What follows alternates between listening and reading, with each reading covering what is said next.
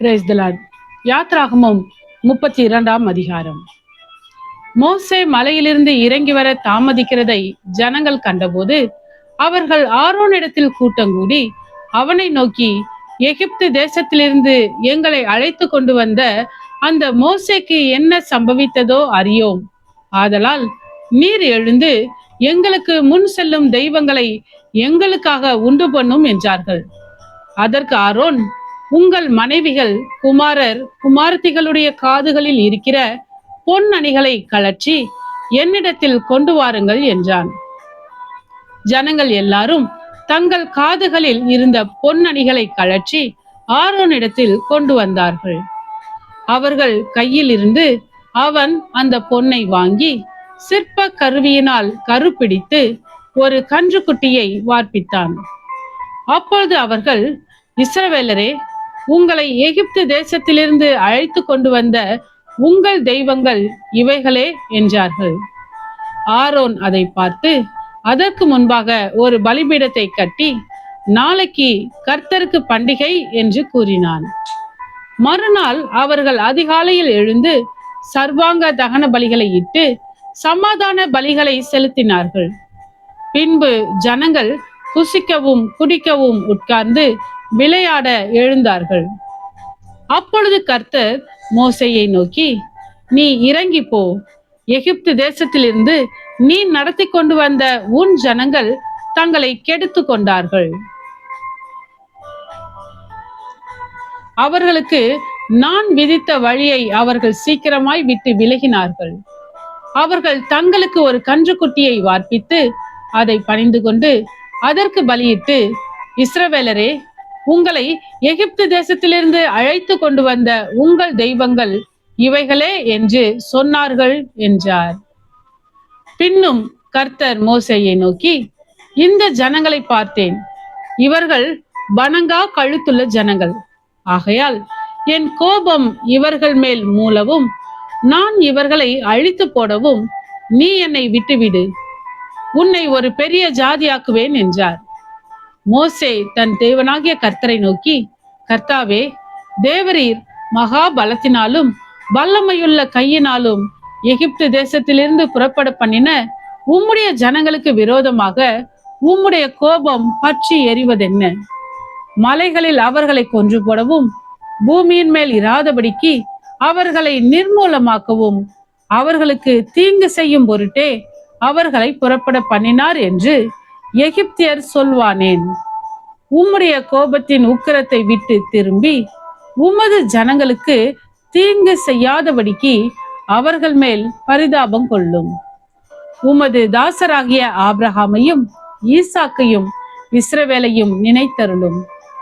உங்கள் சந்ததியை வானத்து நட்சத்திரங்களைப் போல பெருக பண்ணி நான் சொன்ன இந்த தேசம் முழுவதையும் உங்கள் சந்ததியார் என்றைக்கும் சுதந்தரித்துக் கொள்ளும்படிக்கு அவர்களுக்கு கொடுப்பேன் என்று உம்மை கொண்டே அவர்களுக்கு ஆணையிட்டு சொன்னீரே என்று கெஞ்சி பிரார்த்தித்தான். அப்பொழுது கர்த்தர் தமது ஜனங்களுக்கு செய்ய நினைத்த தீங்கை செய்யாதபடிக்கு பரிதாபம் கொண்டார். பின்பு மோசே மலையிலிருந்து இறங்கினான். சாட்சி பலகைகள் 2 அவன் கையில் இருந்தது.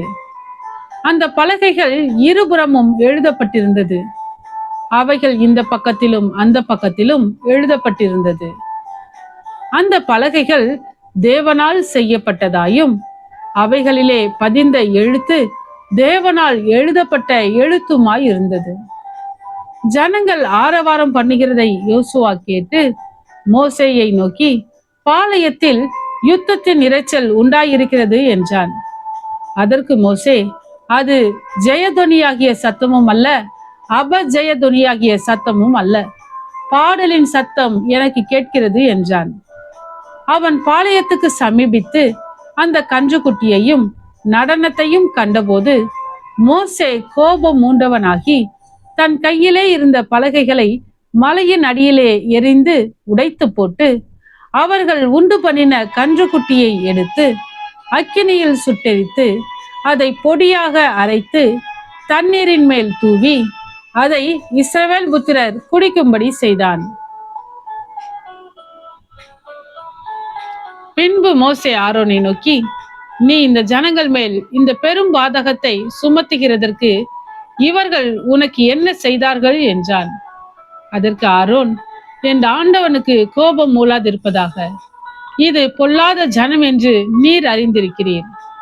இவர்கள் என்னை நோக்கி, எங்களுக்கு முன் செல்லும் தெய்வங்களை எங்களுக்கு உண்டு பண்ணும்.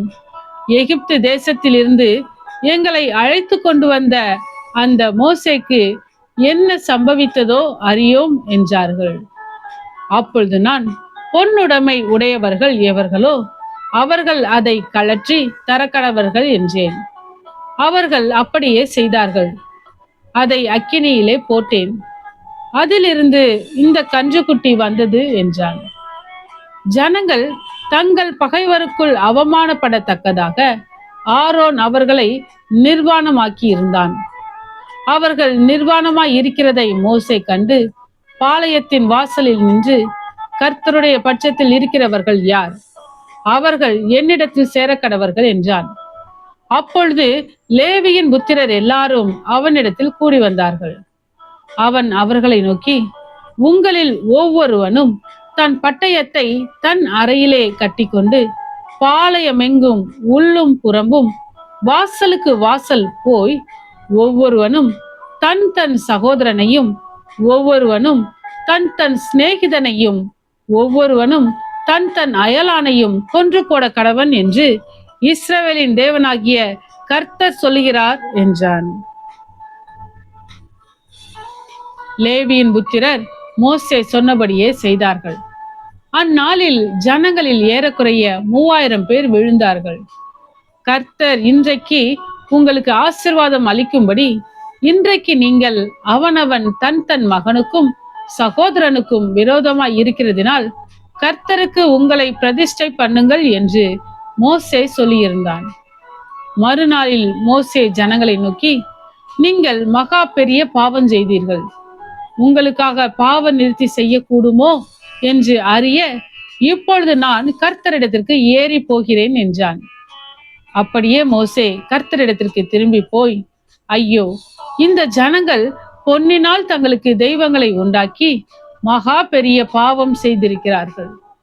ஆகிலும் தேவரீர் அவர்கள் பாவத்தை மன்னித்தருளுவீரானால் மன்னித்தருளும், இல்லாவிட்டால் நீர் எழுதின உம்முடைய புஸ்தகத்திலிருந்து என் பெயரை கிறுக்கி போடும் என்றான்.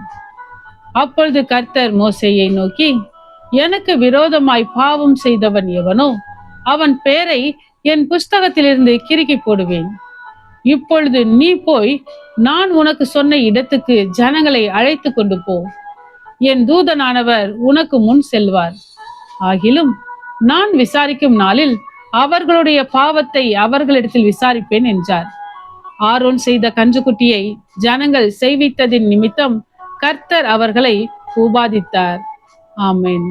கர்த்தாவே, உம்முடைய வசனம் என் கால்களுக்கு தீபமும் என் பாதைக்கு வெளிச்சமுமாய் இருக்கிறது. இருளான என் வாழ்விலே நீர் தந்த உம்முடைய வேத வசனத்தை தினமும் படித்து வசனத்தின் வெளிச்சத்திலே இடராமல் நடப்பேன். ஆமென்.